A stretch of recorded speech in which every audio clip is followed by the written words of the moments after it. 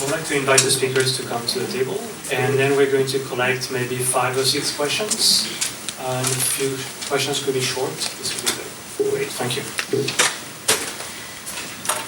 We have a question. I do have a question. So my name is Gene. I'm working on PhD in George Washington University. I do have 2 questions to you.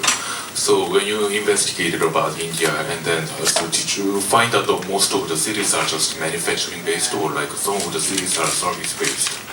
Because I mean, like the impact that mail is actually moving more to the city once there is more road. Maybe depending on like whether the city is actually manufacturing based or service based. And then one another question is about the education of the people who is moving, whether they are actually highly educated or not. So it may actually affect them. I want to hear about that.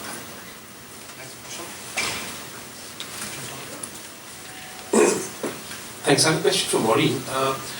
Do you know of any research or trying to do some on the following? In terms of, the INDC say that we will have this energy mix, doesn't therefore commit us in a linear way to reducing carbon emissions or playing a part. So what would be the impact on global carbon emissions targets if India did not clean up its coal or divert it to the standards? And what would be the impact if it did? Okay.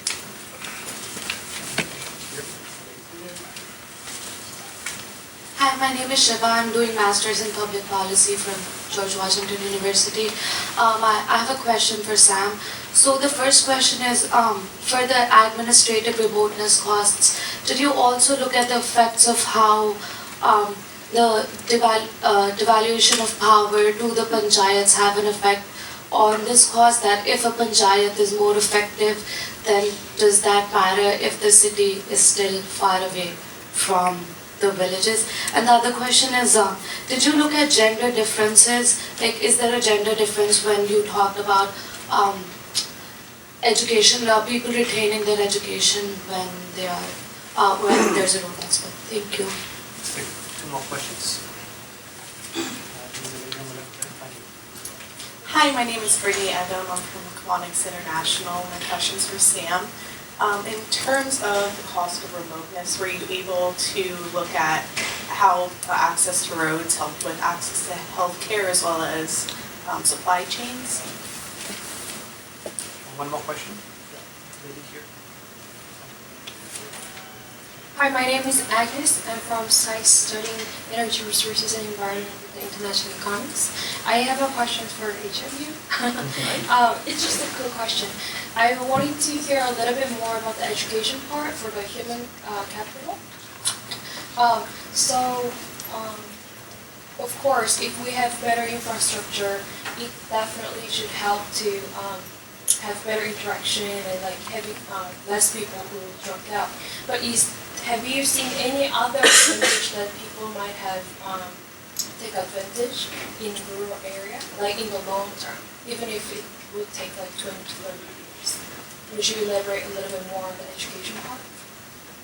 And also for the lease group part? In order to reduce the coal fuel, you've mentioned about the other metrics, especially the renewable energy.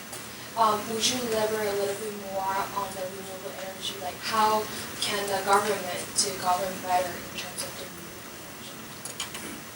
energy? Okay, I was going to say mine are short, so I'll go first. Okay, so for Ravin's question, the estimates are that if the target were met, that you would be reducing emissions from business as usual by about 5%. So that's how much it would do. Obviously, if you didn't meet it, you could meet it in a really, there's probably no limit. But the benefits of this would be a 5% reduction. So it's not huge. In CO2? In CO2, yes. I'm sorry, I said the wrong thing. And in terms of the question you had, I mean, there really is an issue here about, well, there's an issue of policies, and of course then as we were discussed this morning, there are also really important financing issues. I mean, we're talking here about a private good. We actually think about, the government helping by having pricing electricity rather efficiently. There are all sorts of issues there, although there have been improvements, but there are issues in terms of that. So, I mean, there is the issue about really is, how much of a effective tax on carbon dioxide will there be? That certainly could have an impact in moving things.